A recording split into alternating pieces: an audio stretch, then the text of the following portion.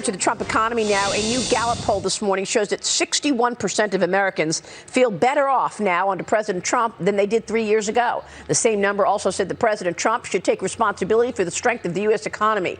Compared to past presidents, only 45% said that they felt better off under President Obama when he was up for re-election. 50% said that they were better off under Presidents George W. Bush, Clinton, and H.W. Bush. Joining the conversation right now is Kingsview Asset Management Chief Investment Officer and Fox News contributor Scott Martin, Fox Business's Dagan McDowell, and National Taxpayers Union Senior Fellow, Forward Strategies President Mattie Duppler. Great to see you guys this morning. Let's talk economic news here. Dagan, you're at a 50-year low in unemployment. You got a consumer that's solid. You got wages that are up. Income inequality narrowing. No kidding. America feels better today than before President Trump took office. Right. So they feel better about their situation. No incumbent president in the past 30 years has enjoyed such a high percentage at this point in his presidency. And a strong majority of Americans, 62% of those, say that Trump should get the credit for this improving economy. And I think the reason is, more than anything, rising wages for rank and file workers, rising wages for people who don't even have a college education or don't have a college degree. That is what is lifting. And frankly, because those wage gains are greater than the wage gains for the top earners in this country, as you pointed out, that income inequality gap that is narrowing. And I think that is why you're seeing real optimism in this country. You've got low energy prices. You have extremely low interest rates, rock bottom rates for a 30-year mortgage, full employment, and those rising wages. This is the perfect storm. Yeah, and they had really four legs to the stool. It was tax cuts, it was deregulation, it was trade, and it was unlocking the spigot for energy.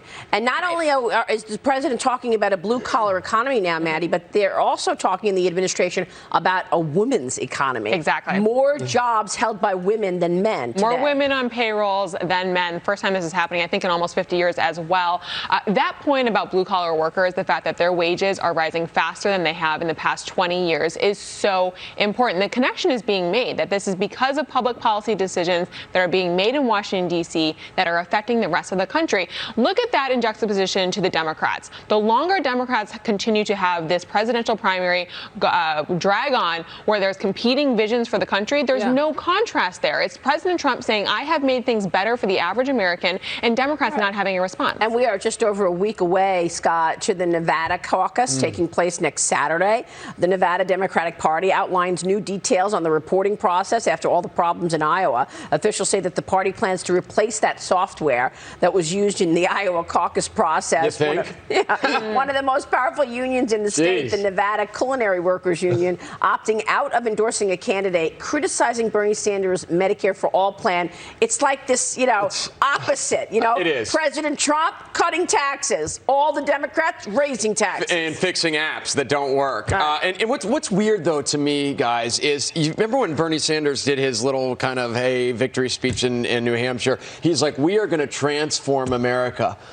Transform what? Like, take away the good economy, take away the good wages, take away the record 401k balances, the record stock prices, the fact that, we manage money for folks, the fact that you guys were talking about the wage gap narrowing and all the lower-end workers coming up. More people are starting 401ks and contributing to 401ks, not just the balances, but more people are jumping into 401ks than they ever have before because of the fact that they're seeing wages go up. I mean, that's a big deal. Yeah. The reason the union came out against Bernie Sanders is because, again, Bernie Sanders' plan is to take away private health insurance. So what's the point of being in a union? And it's nice to see unions admitting that for once, that Medicare for All would eliminate private health insurance. Yeah, it's good to see them admitting it. That's really a good point, because you didn't have a lot of admissions when the USMCA was sort of on the rocks there, and they knew that USMCA was better than NAFTA, but they didn't want to admit it. Right. I will take a short break. When we come back, luxury on the high seas. We've got a look at some of the top yachts in the world. Wait